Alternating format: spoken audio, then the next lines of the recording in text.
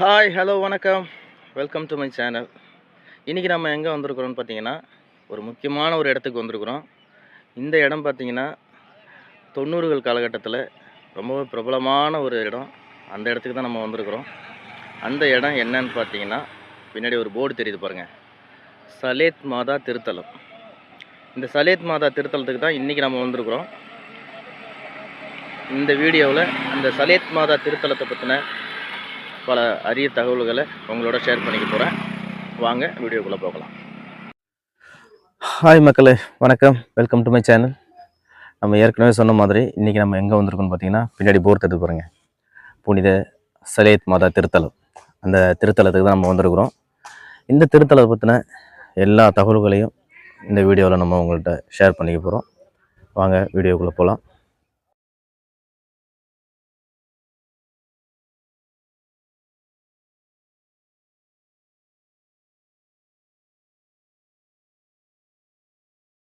இந்த சலேத் மாதா திருத்தலம் எங்கே அமைஞ்சிருக்கு அப்படின்னு பார்த்தீங்கன்னா, கடலூர் மாவட்டம் காட்டுமன்னார் கோயில் வட்டம். காட்டுமன்னார் கோயில் வட்டமாக முன்னாடி இருந்துச்சு, இப்போது திருமுட்டம் வட்டமாக இருக்குது.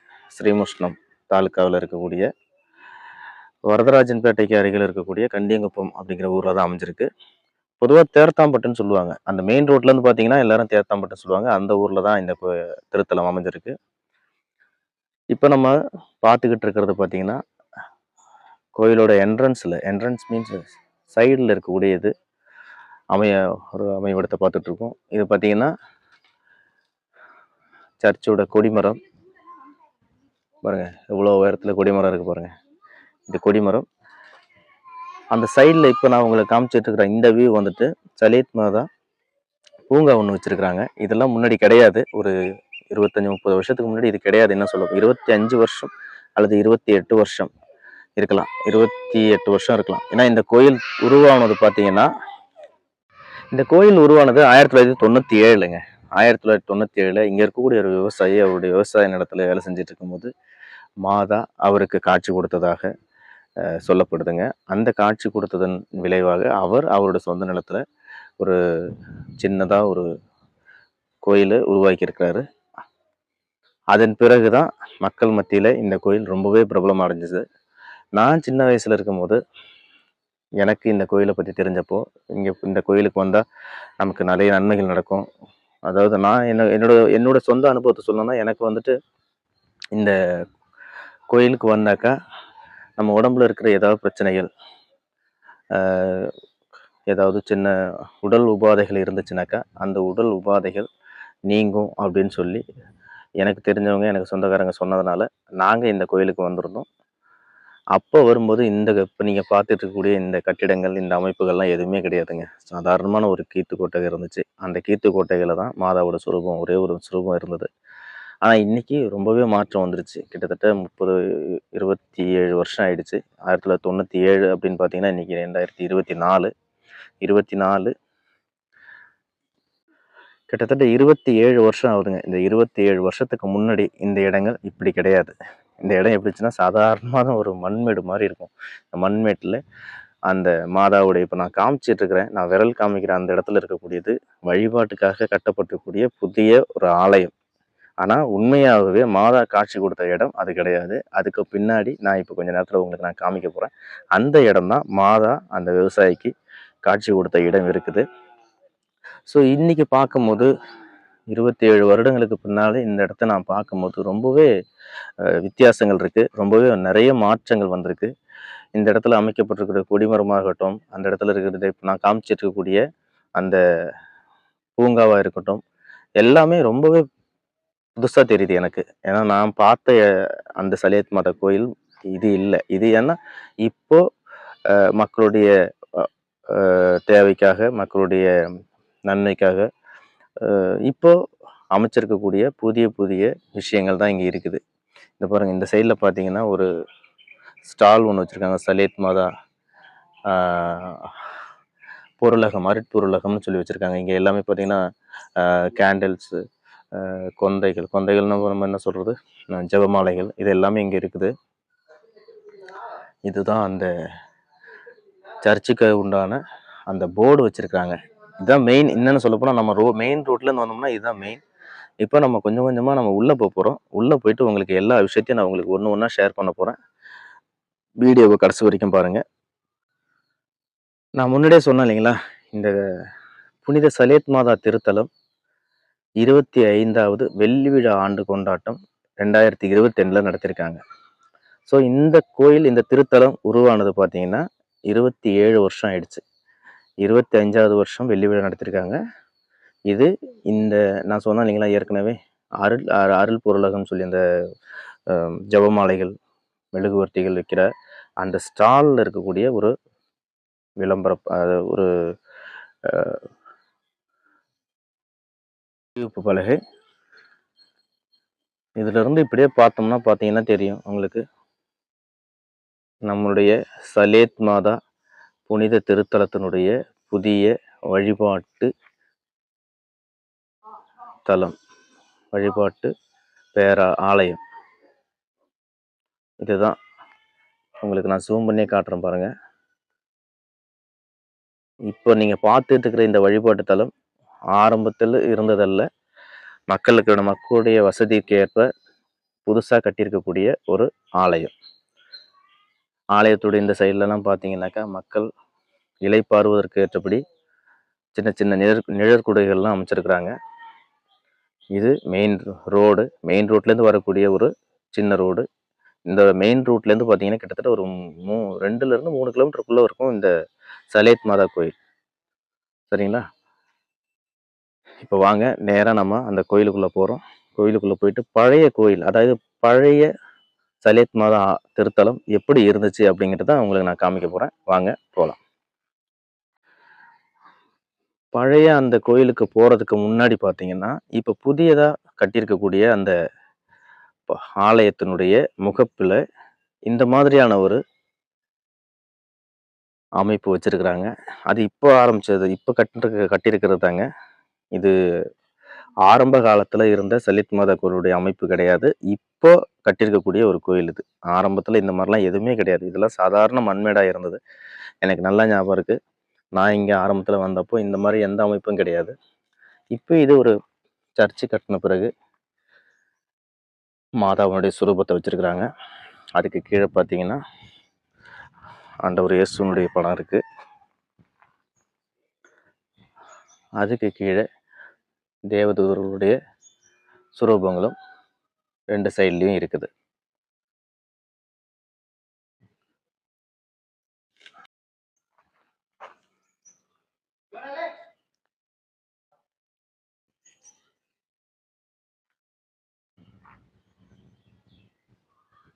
இந்த இடம் பார்த்தீங்கன்னா ஆரம்ப காலத்து சலேத் மாதா கோயிலில் இல்லைங்க. இது இப்போ தான் வந்து அந்த புதுசாக சர்ச்சு கட்டியிருக்கிறாங்க இல்லையா, அந்த சர்ச்சு கட்டின பிறகு அமைக்கப்பட்டிருக்கக்கூடிய ஒரு இடம். இது ஆரம்ப காலத்தில் 25 வருஷத்துக்கு முன்னாடி நான் இந்த இடத்துக்கு வரும்போது இந்த அமைப்புகள்லாம் இங்கே இல்லவே இல்லை. இது வந்து புதுசாக அந்த ஆலயம் கட்டின பிறகு உருவாக்கி இருக்கக்கூடிய ஒரு இடம். இது பார்த்தீங்கன்னா மாதாவுடைய சுரூபம் வச்சுருக்கிறாங்க, அலங்கரிக்கப்பட்டிருக்காங்க. அதுக்கு கீழே பார்த்தீங்கன்னா இயேசுநாதர் அவர்களுடைய ஃபோட்டோ இங்கே இருக்குது. 2 சைட்லேயும் பார்த்தீங்கன்னா தேவதூதர்களுடைய படம் இருக்குது. இதுதான் மக்களே புனித சலேத் மாதா ஆலயத்தினுடைய புதிய ஆலயம். பாருங்க, இதுதான் புதிய ஆலயம். புதிய ஆலயத்தினுடைய முன்பகுதி. இந்த முன்பகுதி எவ்வளோ பிரம்மாண்டமாக இருக்குது பாருங்க. 25 வருஷத்துக்கு முன்னாடி இந்த அமைப்பு இல்லைன்னாலும் அதுக்கு பிறகு இதை கட்டியிருக்கிறாங்க. இதை கட்டின வரலாறுகளை அங்கே இருக்கக்கூடிய கல்வெட்டில் நான் உங்களுக்கு சொல்லுவேன். பாருங்க, மாதாவுடைய சுரூபம் உங்களுக்கு ஜூம் பண்ணி காமிக்கிறேன். இடது பக்கத்தில் மன்னிக்கணும், பள்ளியோட வலது பக்கத்தில் மீன்ஸ் ஆலயத்தினுடைய வலது பக்கத்துலேயே மாதாவுடைய சுரூபம் இருக்குது. புனித சலேத் மாதா திருத்தலம் இப்போ பூட்டி இருக்குங்க. இப்போ ஆலயம் திறந்தில்லை. திறந்திருக்கக்கூடிய நேரத்தில் நம்ம வர்றதுக்கு நமக்கு முடியலை. ஆலயத்தினுடைய முழு படத்தை உங்களுக்கு காட்டுறதுக்கு முயற்சி பண்ணுறேன். இதுதான் ஆலயத்தினுடைய முன்பகுதி.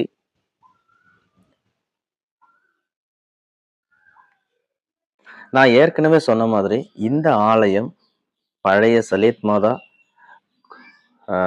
ஆலயம் இல்லை. இது இப்போ மக்களுடைய வழிபாட்டுக்காக கட்டியிருக்கக்கூடிய ஒரு ஆலயம். இந்த ஆலயம் கட்டப்பட்டது எப்போ என்னங்கிற அந்த கல்வெட்டை தான் இப்போ நம்ம பார்த்துட்டு இருக்கிறோம். 8/12/2020 தான் இந்த ஆலயம் வழிபாட்டுக்காக கட்டப்பட்டு அர்ப்பணிக்கப்பட்டிருக்குங்க. இந்த கல்வெட்டை நீங்க பாக்குறீங்க. Shrine of Our Lady of Salette, Shri Kandiyankuppam, Varadarajanpet. வரதராஜன்பேட்டைங்கிற அந்த ஊர்ல தான் இது அமைஞ்சிருக்குது. கண்டியங்குப்பம்னு சொல்றாங்க. அந்த கல்வெட்டை தான் நம்ம பார்த்துட்டு இருக்கோம். 2020 தான் இந்த ஆலயம், இப்ப நீங்க பார்த்துட்டு இருக்கக்கூடிய இந்த ஆலயமானது கட்டப்பட்டிருக்கு. ஆலயத்தினுடைய முன்பகுதியை ஏற்கனவே நான் உங்களுக்கு காமிச்சிருக்கிறேன். இந்த ஆலயம் 2020 கட்டப்பட்டு கிட்டத்தட்ட 4 வருஷம் தான் ஆகுது இந்த ஆலயம், பெரிய ஆலயம் கட்டி. அதோட பழைய ஆலயங்கிறது பின்னாடி இருக்கு. அதை நான் உங்களுக்கு காமிக்க போறேன். மக்களே, நான் ஏற்கனவே சொன்ன மாதிரி 2020 ஒரு கல்வெட்டு காட்டினேன் இல்லைங்களா? அது 2020 கட்டினது கிடையாது. 2012 தான் இந்த பெரிய ஆலயம் கட்டப்பட்டிருக்கு. மக்களுடைய வழிபாட்டு வசதிக்காக வேண்டிட்டு 2012 கட்டப்பட்டிருக்கக்கூடிய இந்த பள்ளியோட மேலே இருக்கக்கூடிய கோபுரம் தான் 2020 கட்டப்பட்டிருக்குது. ஸோ 2012 பார்த்தா கிட்டத்தட்ட இன்னைக்கு 2024, 12 வருஷத்துக்கு முன்னாடி தான் மக்களுடைய வழிபாட்டு வசதிக்காக தான் இந்த பெரிய ஆலயம் கட்டப்பட்டிருக்கு. அதுக்கு முன்னாடி வரைக்கும் பின்னாடி இருக்கக்கூடிய சின்ன ஆலயம் மட்டும்தான். சாதாரண ஒரு கீற்று கொட்டகையில தான் இந்த ஆலயம் மக்களுடைய வழிபாட்டுக்காக இருந்துச்சு. அந்த வீடியோவை அந்த போட்டோவை நான் உங்களுக்கு இப்ப காமிக்க போறேன். இது 2012 கட்டப்பட்ட ஒரு ஆலயம்.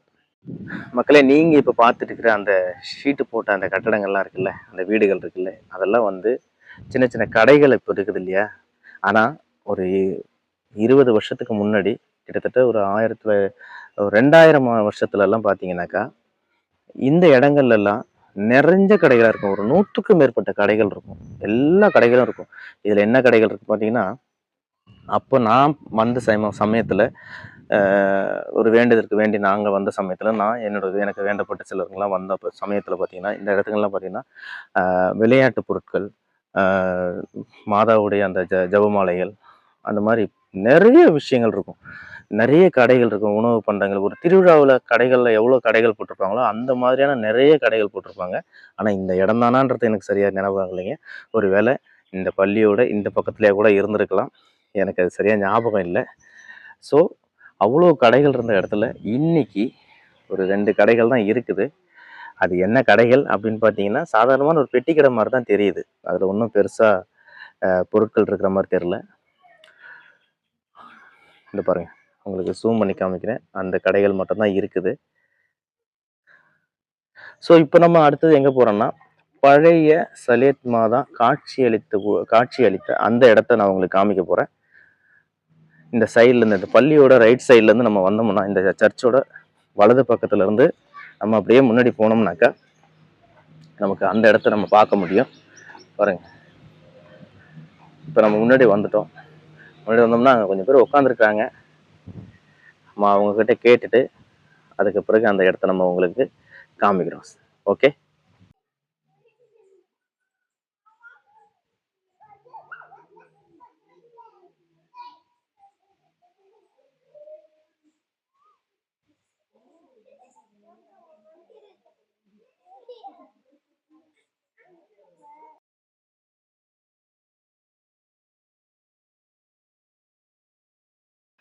மக்களே, நம்ம இந்த வீடியோவில் பார்த்தீங்கன்னா புதிய வழிபாட்டு தலமான அந்த புதிய சர்ச்சோட அமைப்பை நம்மளால பார்க்க முடியாது.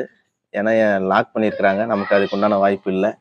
ஸோ நான் உங்களுக்கு சைடு வழியாக, அந்த ஜன்னல் வழியாக புது சர்ச்சோட அந்த பலிபீடத்தை உங்களுக்கு காமிக்கிறேன். பாருங்க, வீடியோவில் தெரியறது தான் அந்த புது இடம், புதிய சர்ச்சோடைய அந்த பலிபீடம் எப்படி இருக்கு பாருங்க. கொஞ்சம் இருட்டா இருக்கிறதுனால கொஞ்சம் மங்களா தெரியுது.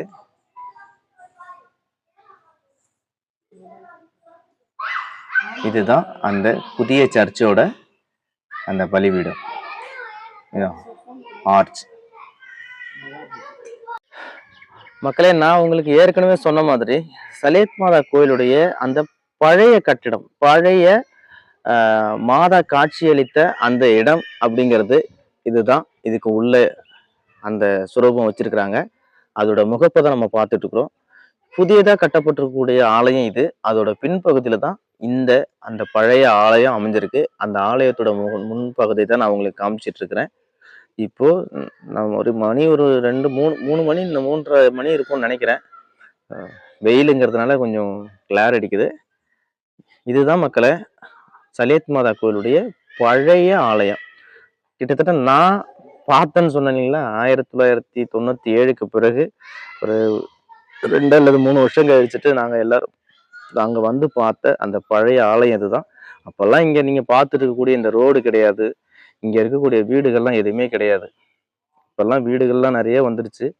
இந்த வீடுகளோ இந்த சாலை வசதியோ எதுவுமே கிடையாது. சாதாரணமான மண் தரைகள் தான் இருந்துச்சு.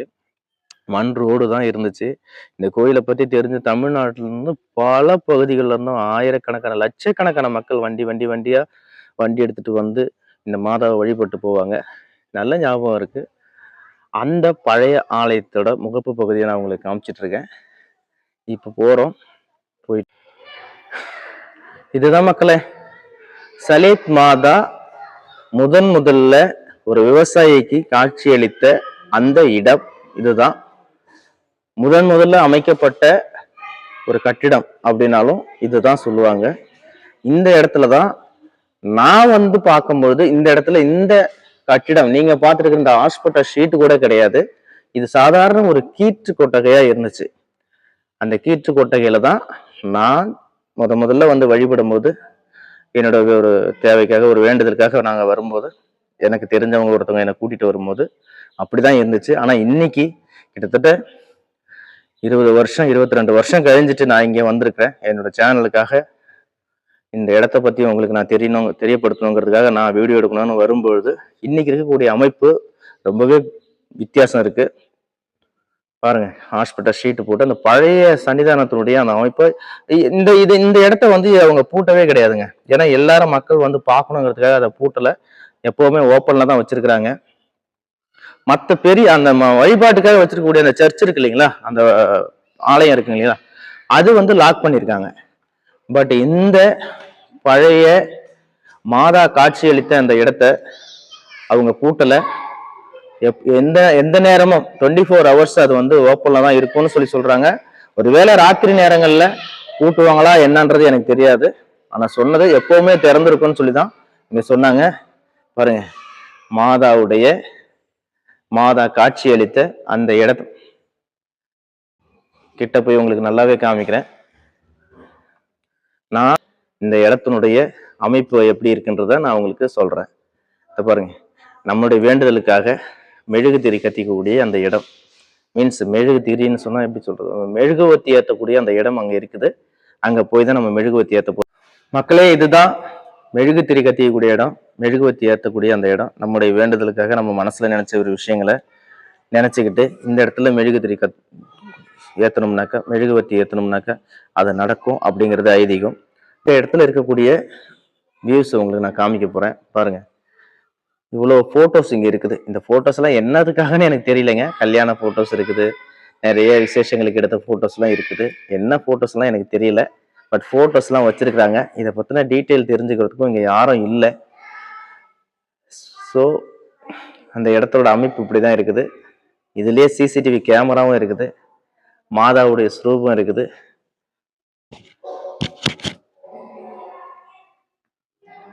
அதுதான் நம்ம பார்த்துட்டு இருக்கிறோம். மாதாவுடைய ஸ்வரூபம் பாருங்க. இதுதான் முதல்ல மாதா காட்சியளித்த அந்த இடம்.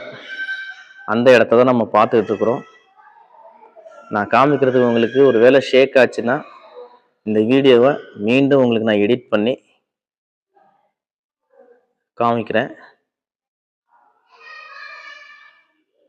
இதுதான் முதலாக ஒரு விவசாயிக்கு மாதா காட்சியளித்த அந்த இடம்.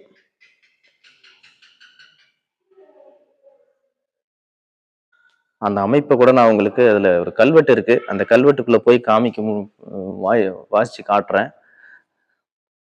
இதுல பாத்தீங்கன்னா தெரியும், சலியத் மாதா ஆலய திறப்பு விழா 2/1/1999ங்க. இடம் ரோமாபுரி. இந்த இடத்துக்கு பேரு முன்னாடி ரோமாபுரின்னு இருந்துச்சு. இப்போதான் வரதராஜன் பேட்டைங்கிறோம், கண்டியங்குப்பம் அப்படின்னு சொல்றோம். ஆனா இந்த இடத்தோட ஆரம்ப காலத்துல இந்த இடத்துக்கு அவங்க வச்சிருந்த பேரு ரோமாபுரி. திரு ஆசீர்வாதம் அவர்களுக்கு காட்சி அளிக்கப்பட்ட நாள் 15/8/1997. ஆசீர்வாதங்கிறவர் தான் அந்த விவசாயின்னு சொன்ன இல்லைங்களா, அவரு. திரு ஆசீர்வாதம் என்பவரால் அடிக்கல் நாட்டப்பட்ட நாள் 23/2/1998. ஒரு வருடத்துக்கு பிறகுதான் இந்த இடத்துல இந்த மாதிரி ஒரு சின்ன ஆலயத்தை கட்டி எழுப்பணும்னு சொல்லி அந்த ஆசீர்வாதம் ஐயா அவங்க இந்த இடத்துல இந்த ஆலயத்தை கட்டினது அந்த ஐயா தான். இதுக்கு பின்னாடி இருக்கக்கூடிய பெரிய ஆலயம் கட்டினது வந்தா பிஷப் அவங்களால அந்த கத்தோலிக்கர்கள் அந்த ஸ்தாபனத்தினால எடுத்து கட்டப்பட்டதா இருந்தாலும், இப்ப நீங்க பார்த்துட்டு இருக்கிற இந்த கட்டிடத்தை கட்டினது திரு ஆசீர்வாதம் ஐயா அவங்க தான். திரு உபகார சுவாமி அடிகள் தலைமையில் திறக்கப்பட்டது. அந்த ஃபாதர் தலைமையில தான் திறக்கப்பட்டிருக்கு. எம் ஆசீர்வாதம் மற்றும் இறை மக்கள் ரோமாபுரி கண்ணாபுரி. ரோமாபுரி கண்ணாபுரிங்கிறது வேற ஒண்ணும் இல்லைங்க, இந்த இடத்தோட பழைய பேர் தான். இப்ப நம்ம கண்டியங்குப்பங்கிறோம், வரதராஜன் பேட்டைங்கிறோம். இந்த இடத்தோட பேர் தான், இந்த சின்ன சின்ன பகுதிக்கு பேர் தான் ரோமாபுரி அப்படின்னு சொல்லி அப்போ சொல்லியிருந்தாங்க. இந்த கட்டிடம் பாருங்க, இது உள்ள வந்து நிக்கிறதுக்கே பெரும் பாக்கியம் பண்ணிருக்கணும். பாருங்க, மாதாவுடைய சுரூபம் எவ்வளவு அழகா மாதா காட்சி தராங்க பாருங்களேன். மாதாவுடைய அந்த காட்சியை தான் நம்ம அவங்களுக்கு காமிச்சிட்டு இருக்கோம். இதுதான் அந்த விவசாயிக்கு மாதா காட்சி அளித்த இடம். அந்த ரூபத்திலேயே மாதாவை இங்கே சுரூபமாக செய்து வச்சிருக்கிறாங்க.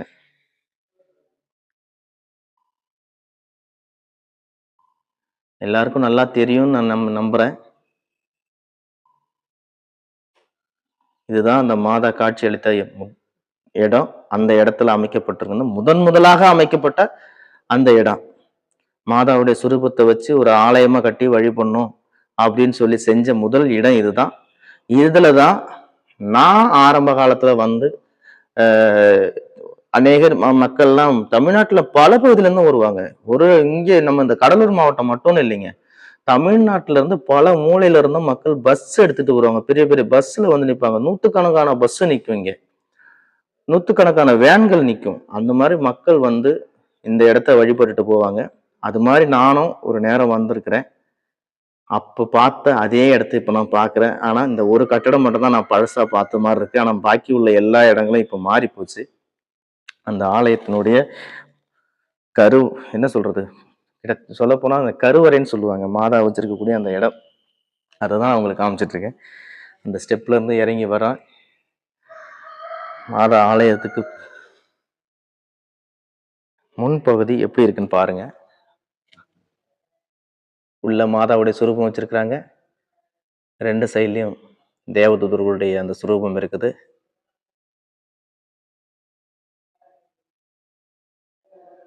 எவ்வளவு அழகா காட்சி கொடுக்குறாங்க பாருங்க. இதுதான் பழைய சலேத் மாதா ஆலயம். இந்த பழைய சலேத் மாதா ஆலயத்துக்கு வரணும்னு சொல்லி ரொம்ப நாள் எனக்கு ஆசை, வரணும், அதுல ஒரு வீடியோ நம்ம செய்யணும், மக்களுக்கு இந்த கோயிலை பத்தி தெரியப்படுத்தணும்னு. 1990 பிற்பகுதியில ரொம்ப பிரபலமா பேசப்பட்ட இந்த சலேத் மாதா கோயில் 2010 வரைக்கும் ரொம்ப பிரபலமா மக்கள் மத்தியில பேசப்பட்டு பல பகுதிகளில் இருந்தும் மக்கள், தமிழ்நாட்டின் பல பகுதிகளிலும் பல்வேறு மாநிலங்கள்ல இருந்தும் இந்த இடத்துக்கு மக்கள் வந்துகிட்டு இருந்தாங்க.